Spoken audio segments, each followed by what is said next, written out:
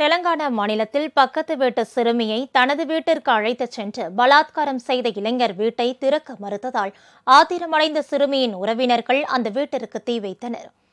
தெலங்கானா மாநிலம் அடிலாபாத் மாவட்டம் குடிகத்னூரை சேர்ந்த இளைஞர் தனது பக்கத்து வீட்டில் வசிக்கும் சிறுமியை தனது வீட்டிற்கு அழைத்துச் சென்று பலாத்காரம் செய்ததாக தெரிகிறது.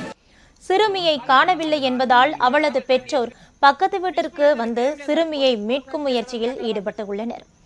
ஆனால் அந்த இளைஞர் கதவை உட்பக்கமாக தாழிட்டுக் கொண்டு கதவை திறக்க மறுத்துவிட்டார். போலீசுக்கு தகவல் கொடுத்த சிறுமியின் உறவினர்கள் ஒரு கட்டத்தில் அந்த வீட்டிற்கு தீ வைத்ததாக தெரிகிறது.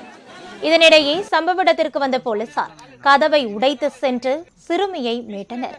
தீ வைப்பு சம்பவத்தால் அந்த இளைஞருக்கும் காயம் ஏற்பட்டதால் உடனடியாக மருத்துவமனைக்கு அனுப்பி வைக்கப்பட்டார். இதனிடையே புகார் கொடுத்தும் போலீசார் விரைந்து வரவில்லை என கூறி சிறுமியின் உறவினர்கள் போலீசார் மீது தாக்குதல் நடத்தினர். இதில் காவல் ஆய்வாளர் உள்ளிட்ட 5 போலீசார் காயமடைந்தனர்.